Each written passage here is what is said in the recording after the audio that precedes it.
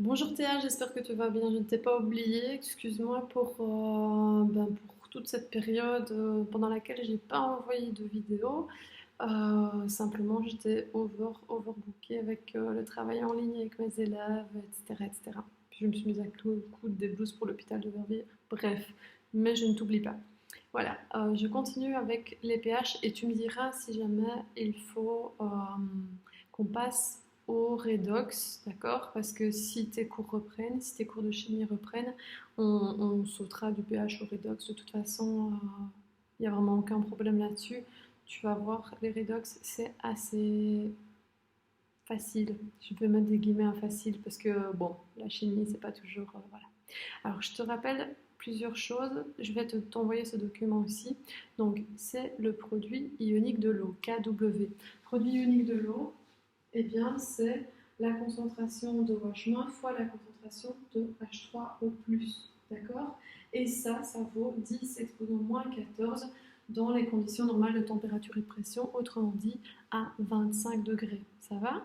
Donc, il y a un petit peu, donc tu sais bien qu'il y a 10 exposant moins 7 moles par litre d'ion H3O+, la même quantité d'ions OH- dans de l'eau pure. Donc il y a un tout petit peu d'ions. Alors, le pH d'une solution, comment est-ce qu'on le calcule? C'est moins le logarithme de la concentration de H3O+. D'accord? Donc ça, c'est la formule de base pour calculer un pH. Tu sais que plus le pH est faible et plus la solution est acide. En revanche, plus le pH est élevé et plus la solution est basique. Et à 7, elle est neutre. C'est une échelle de 0 à 14. Alors, je vais ressauter sur le cours que je t'avais donné. Excuse-moi, j'essaie de m'y retrouver. Il y a beaucoup de choses à tracer, etc. Donc, ça, je te laisserai à mon avis faire. Voilà, excuse-moi, j'y arrive. Donc, oui, nous avions dit, voilà. Alors, on va parler des acides, du classement des acides euh, et des bases d'ailleurs. Alors, ici, à la page 15, eh bien, on a mesuré le pH de différentes solutions d'acides, de différents acides, d'accord? Donc HCl, HCOH, l'acide formique, H2SO4, l'acide sulfurique et l'acide acétique. D'accord? Donc 4 acides. Et on fait varier leur concentration. Donc on a mis Ca pour concentration de l'acide exprimée en mol par litre. Et tu vois ici on a 0,1, donc 10-1, 10-2, 0,01, 10-3, 10-4. D'accord? Alors, on demande ici de classer les acides en deux catégories. Donc on utilise différentes concentrations d'acides et on mesure le pH. Alors tu vois que pour HCl, le pH à 0,1, donc à 10-1, il est de 1. Pour une concentration de 10-2, donc 0,01, il est de 2. Pour une concentration de 0,001, il est de 3, etc. etc. Ça va? Donc on voit que chaque fois qu'on dilue 10 fois l'acide, eh bien, le pH augmente d'une unité. Est-ce que c'est la même chose avec l'acide formique? Eh bien, non, puisque tu vois qu'il y a une augmentation du pH, donc c'est de moins en moins acide quand on dilue, ça jusque-là je pense que c'est logique, mais c'est pas autant, c'est pas une unité de pH à chaque fois qu'on dilue 10 fois. Donc bien c'est ça la différence entre les acides forts et les acides faibles. Le HCl est un acide fort. Quand on le dilue 10 fois, eh bien le pH augmente d'une unité. Tout comme si tu regardes dans ce tableau, H2SO4, c'est un acide fort aussi, donc il réagit totalement avec l'eau par exemple, et donc tu vois que là aussi le pH augmente d'une unité à chaque fois qu'on le dilue 10 fois. Okay, en revanche, l'acide formique, ce n'est pas le cas, et bien c'est un acide faible, tout comme l'acide acétique qu'on retrouve dans le vinaigre. Puisque tu vois ici, c'est d'autres valeurs de pH. D'ailleurs, si on devait comparer les deux, a priori, eh bien l'acide formique est plus fort, mais c'est plus fort que l'acide acétique. C'est deux acides faibles, mais je veux dire au niveau comparaison, puisque le pH à la même concentration est plus faible pour l'acide formique. Donc ça veut dire qu'il est plus acide. je disais ici classe en deux critères, moi c'est ce que je viens de t'expliquer, le critère numéro 1, le critère numéro 2. Catégorie 1, c'est ceux qui augmentent donc d'une unité de pH à chaque fois qu'on les dilue 10 fois, et la catégorie, donc c'est HCl et H2SO4, et la catégorie 2, qui diminue de moins d'une unité chaque fois qu'on les dilue 10 fois, ce sont les acides faibles, qui étaient l'acide formique et l'acide acétique.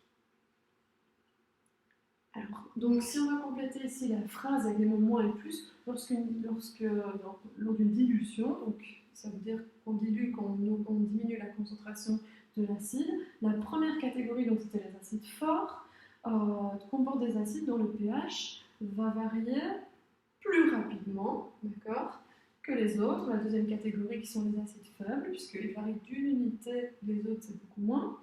Ils sont donc plus ionisés en solution aqueuse, d'accord, puisque par exemple HCl plus H2O donne Cl- plus H3O+, donc forme des ions. C'est ça que ça veut dire ioniser en solution aqueuse. D'accord? Il n'y a pas un équilibre, tu sais bien que les acides forts réagissent totalement. Ok? Voilà. Donc, en conclusion, on a deux grandes catégories. Les acides forts, qui sont H2SO4 et HCl dans ce cas-ci. Et donc, on peut mettre ici, qu'on les fait réagir avec de l'eau, eh bien, la réaction est complète pour H2SO4 et HCl. Tandis que pour les acides faibles, eh bien, la réaction est incomplète. Ça veut dire qu'il reste ici, donc HCOH plus H2O va devenir H3O+, plus HCO-, mais attention, dans la solution, on va se retrouver avec HCOH et HCO-, les deux, puisque tout ne se transforme pas. Ça va? Idem pour l'acide acétique qui est juste en dessous. Ça va? Donc les acides forts réagissent totalement, tandis que les acides faibles ne réagissent pas totalement. Voilà la différence entre ce qui explique l'utilisation de la simple flèche ou de la double flèche qui va dans les deux sens. Alors, on va parler de la constante d'acidité de ces composés. Alors, tu sais que la constante d'équilibre, donc, oui, d'abord la force d'un acide et la tendance à céder un proton à de l'eau. Plus il a tendance à lâcher son H+, et plus la substance est acide. Alors, si je prends l'équation générale d'une réaction acido-basique, j'ai H1, l'acide, plus H2O, se transforme en H3+, plus A-. On va mettre un équilibre ici, puisqu'on ne sait pas si l'acide est fort ou faible. Ok? Alors, la constante d'équilibre, je te rappelle qu'on prend les produits et on divise par les réactifs. Donc, concentration des produits H3O+, fois A-, et on divise par HA fois H2O. D'accord? Ça veut dire quoi déjà?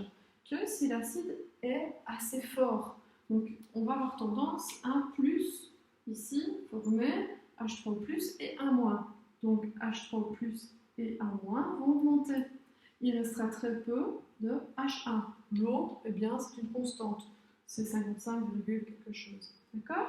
Donc ici, la constante Kc, si l'acide est bon, eh bien, on va avoir une constante d'équilibre qui est importante. Ça va?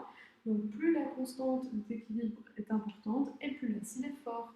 Et en revanche, eh bien, si ça ne marche pas beaucoup, cette réaction, eh bien, on aura une concentration H3O+, qui sera assez faible, une concentration en A- qui sera assez faible, une concentration en acide de départ qui restera assez forte, et donc dans ce cas-là, la constante d'équilibre sera plus basse. Donc on peut dire que plus un acide est fort, plus la constante d'équilibre qui correspond à sa réaction avec l'eau eh bien, est élevée. Et au contraire, plus un acide est faible, et moins sa constante d'équilibre lors de la réaction avec l'eau est élevée aussi. D'accord? J'espère que tu as compris ce que je voulais dire. Bref, si le Kc est grand, l'acide est bon. Si le Kc est petit, l'acide est moins bon. Alors, comme je te l'ai dit, l'eau ici, on n'y a pas touché, parce que l'eau, c'est une constante. D'accord? Donc, cette constante, on va l'enlever. Et donc, on va ici l'enlever, puisqu'elle vaut 55,55. Hop, on la fait passer ici. Ok?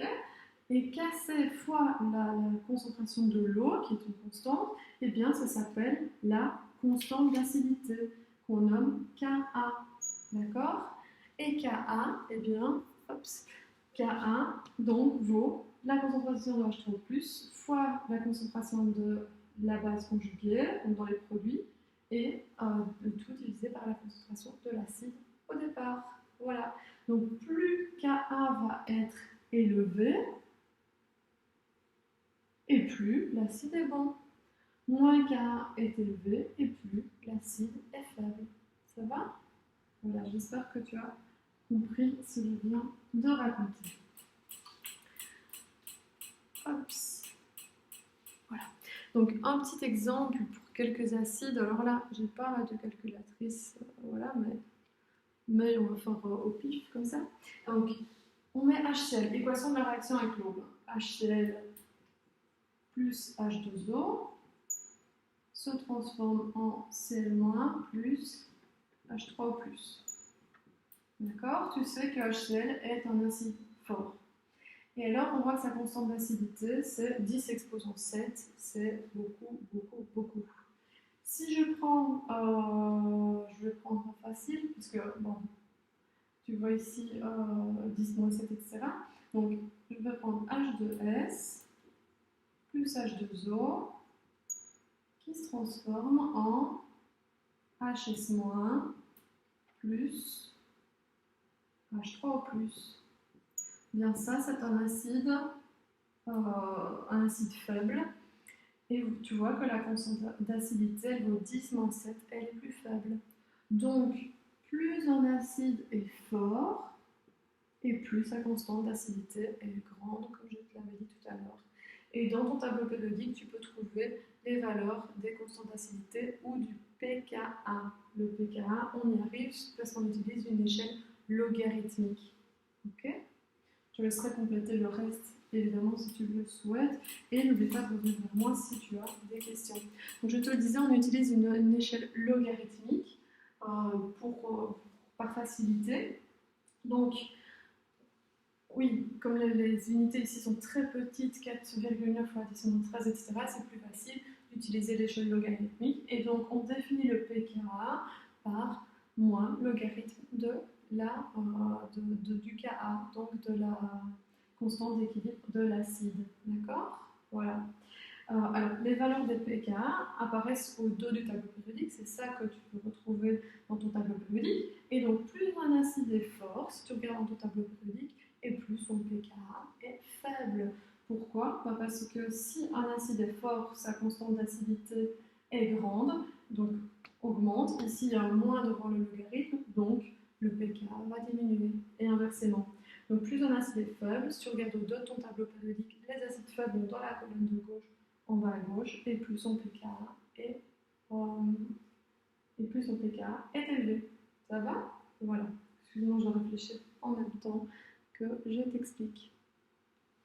Alors, oui, on peut également faire la même chose pour les constantes de basicité, mais je pense que dans l'enseignement libre, vous ne voyez pas ça, et que c'est juste une remarque, donc je vais passer ça, sauf si tu me dis que je dois te l'expliquer.